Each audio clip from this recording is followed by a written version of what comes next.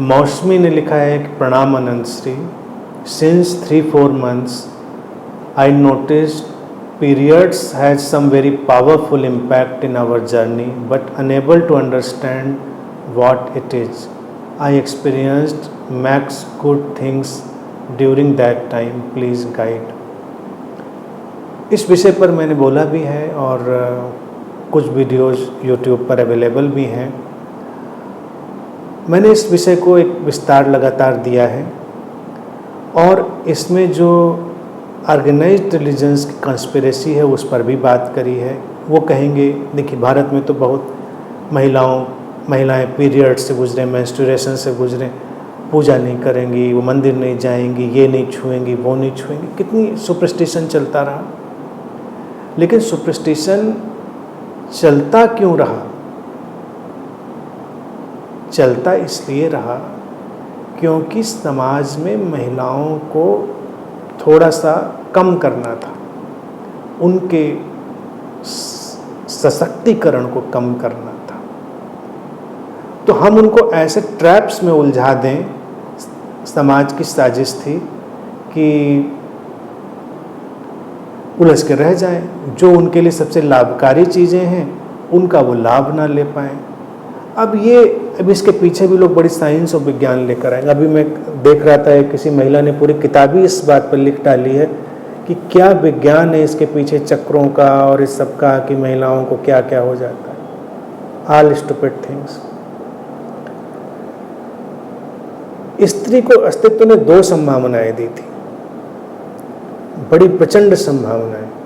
इसीलिए स्त्रियां बड़ी सेटल्ड पुरुषों के तुलना में, कि वो अपने शरीर से एक संतान को जन्म दे सकती है।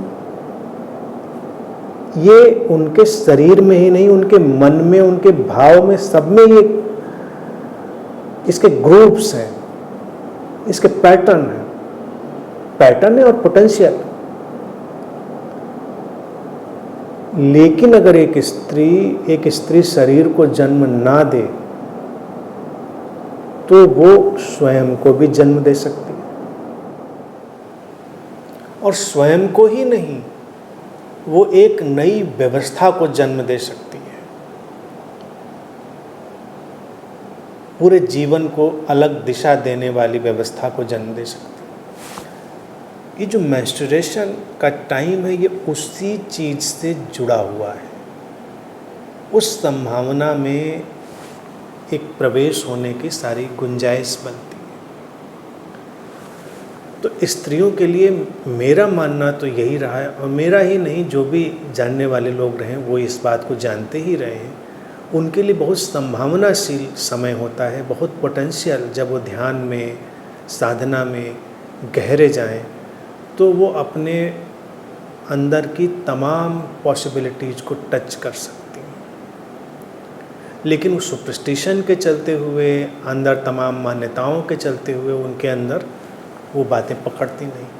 अब क्या है कि आपके अंदर एक नई व्यवस्था होने वाली है।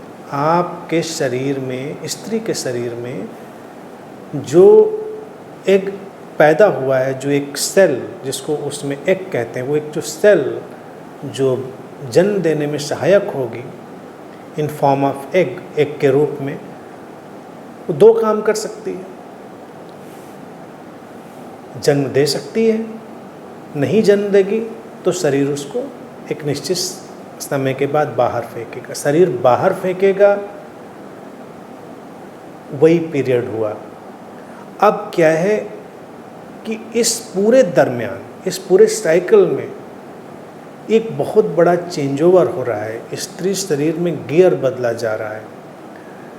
तो उस गियर बदलने की, उस चेंज ओवर में जितना उसको सचेतन रहने की पॉसिबिलिटी बने, उतना ही वो अपने जीवन की नई नई चीज़ों को देख सकती। अब क्या है, सोशल कंडीशनिंग, साइकोलॉजिकल, वो सब भी उसके पास आ गई कि मूड स्विंग्स होंगे, कुछ ऐसी चीज़ें होंगी, वैसी चीज़। तो वो सब उसको लगता है कि हम इसको इस दृष्टिकोण से देखें। लेकिन इसको मेडिटेटिव एंगल से देखें, इसको अपने इनर सेल्फ, या अपने ट्रू सेल्फ से कनेक्ट होने के तौर से देखें तो बहुत पावरफुल टाइम हो सकता है। स्त्रियाँ इस मामले में फॉर्चुनेट है कि नेचर ने उनको ये मौका भी दिया। पुरुषों के लिए वही मौका उतना ही स्ट्रगल वाला है जितना एक स्पर्म उस एग से जुड़कर जब वो कंसीव होती है स्त्री, तो वो जो स्पर्म की पूरी फौज होती है लाखों की, वो जितना स्ट्रगल करती है उतना वही स्ट्रगल पुरुष के हिस्से में आया हुआ है। नेचुरल है, इसमें कोई वो नहीं, कोई कम और ज़्यादा की बात नहीं। स्त्री को वो स्ट्रगल नेचर ने नहीं दिया, वो सेटल्ड है। उस सेटलमेंट को उसे रियलाइज करना है, उसको अपने नेचुरल रिसोर्सेज को रियलाइज करना है कि नेचर उसको किस तरह से प्रोटेक्ट कर रही है, किस तरह से उन संभावनाओं को अनलॉक कर सकती है, वो सारी चीज़ें। तो इसलिए ये जो टाइम पीरियड है ये बहुत पोटेंशियल वाला हो सकता है, उसको उस पोटेंशियल की तरह देखना चाहिए। मैं तो यही कहता हूँ कि ज़्यादा से ज़्यादा ध्यान में उसका उपयोग करिए, मेडिटेटिव, क्रिएटिव, इवन क्रिएटिव। आपको लिखना अच्छा लगता है, गाना अच्छा लगता है, डांस अच्छा लगता है, कुछ भी अच्छा लगता है, तो जो भी व्हाटएवर उसको आप देखिए, उसमें जाइए। रहा सवाल तमाम जगहों पर मंदिरों में जाने न जाने का, तो स्त्री उस समय स्वयं ही मंदिर होती है, उसको जाने होने की ज़रूरत क्या है। ये तो उनको एक अलग का काम फालतू का पकड़ा दिया गया कि मंदिर जाओ, मत्था टेको।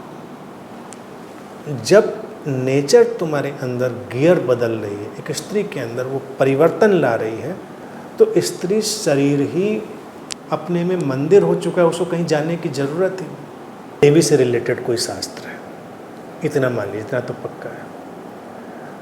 तो वो कहता है शास्त्र कि स्त्री शरीर का हर अंग अपने आप में तीर्थ है। इतनी बड़ी बात, स्त्री शरीर का हर अंग तीर्थ है। तो किस तीर्थ में जाना, अपने से जुड़िए। और जब ये मेंस्ट्रुएशन का टाइम है, तब तो आपके सारे तीर्थ जागृत हैं, आप स्वयं मंदिर हैं। आपको किसी मंदिर की दरकार नहीं है, किसी दरगाह मज़ार की कोई दरकार नहीं, इवन किसी गुरु की भी दरकार नहीं। बस उतना आत्मबल, उतना ठहराव अपने अंदर पैदा कर लिया जाए तो वो प्रकाशित होने के सुंदर क्षण हैं। तो उनको बहुत गरिमापूर्वक, बहुत स्वीकार के साथ लेना चाहिए। और उस संतुलन को कैसे जीवन में लाएंगे, ये सबके अपने अपने चीज़ हो सकते हैं।